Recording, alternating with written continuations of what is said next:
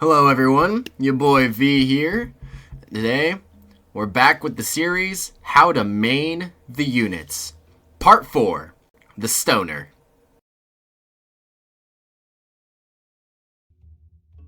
The Stoner is a very simplistic character, considering he solves all of his problems with, well, a giant rock.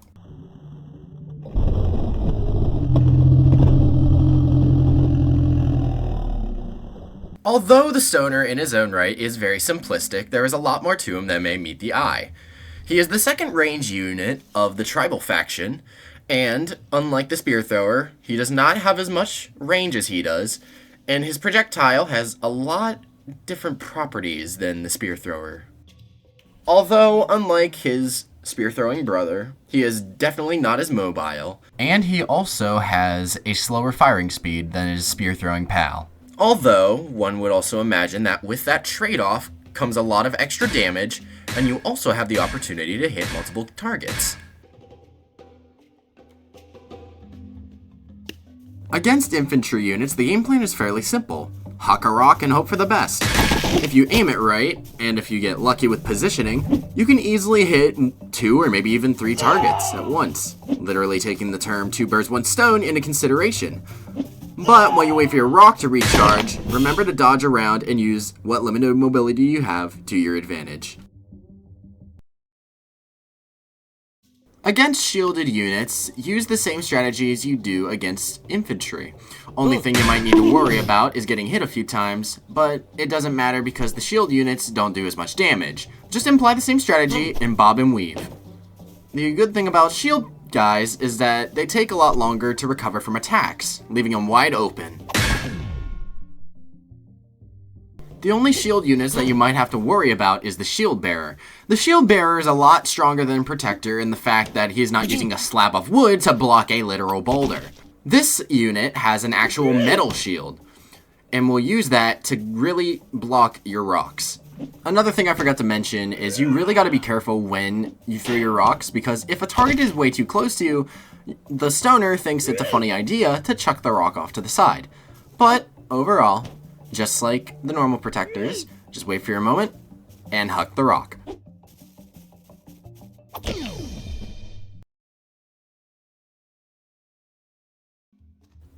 Against ranged units, the stoner is actually pretty okay, especially because of the fact that, well, we wanted to talk about special properties, didn't we?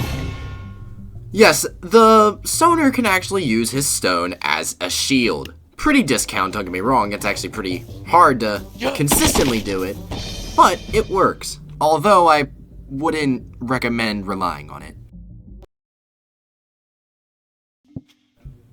Against AoE units, the stoner doesn't exactly thrive, but although it may be bad when up against a ranged AoE unit, say we put him against an AoE unit, or crowd control more of, like the Harvester. The Harvester is a fairly melee ranged unit.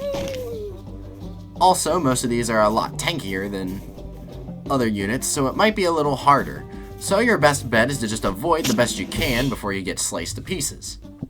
Now, obviously, this is very hard to perform, especially with someone with such limited mobility as the stoner. So the best option that you have is to back away as much as you can to wait while your rock recharges. Although it's probably not going to work 9 times out of 10 if you're this close. So just run and hope for the best. Especially against the Harvester, her speed is very deceptive. That is one major thing. She is actually very fast. But as always, the one thing we have is the ability to actually aim our shots. So if you're able to get enough range on her, just back up even more, and just use gravity to help you out. Although, gravity and all that doesn't really mean anything. Just try to get damage off and hope for the best. With other specialty units and light tanks, such as the Chieftain here, best bet is to keep as much range as you can between the two of you. And as good thing is, the Chieftain is a lot more forgiving in this matter, due to the fact that he doesn't have a large sweeping scythe to cut your head off. He only has his little 2 stone hatchets. Just try not to get hit, and you'll be solid. So, before I actually get into the special properties, let me ask you a simple question. Well, first off, I should give you a introduction to the Celestial Aegis. The Celestial Aegis is a unit in the good faction that has a projectile shield. Now let me tell you, what do you think would penetrate a shield like this? A bolt going at 300 feet per second, which is on scale with naval weapons of today, or some dude with a rock. Because let me tell you, the answer is mind-boggling.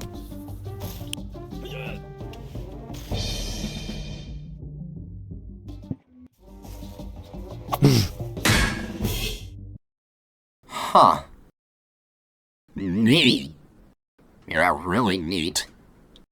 Let's give the basic guy with a rock the ability to bypass shields. That makes freaking sense. I cannot stress enough how funny I think it is that an Aegis, probably blessed by some sort of higher being's shield, can be penetrated not by a war machine made for the sole purpose of breaching walls and barriers, but a rock thrown by a caveman. Which, the only thing for special properties other than this is, well, his rock is affected by gravity. But I'm pretty sure this is the only guy that can actually get through that shield apart from all the other war machines. Which I'll show a clip of the ones I tested, but it'll probably be sped up because the video itself is very long. I'm pretty sure it was like 13 minutes almost. So yeah, it'll probably be playing in the corner right now. Just if you really are that interested, there you are. So, to bring stuff around, here's what we got. We have ourselves a ranged unit who can penetrate special property shields, hit multiple targets at once, deal great damage, and although his mobility may suck, his rock still helps him through the most of it. This has been all. See you guys later.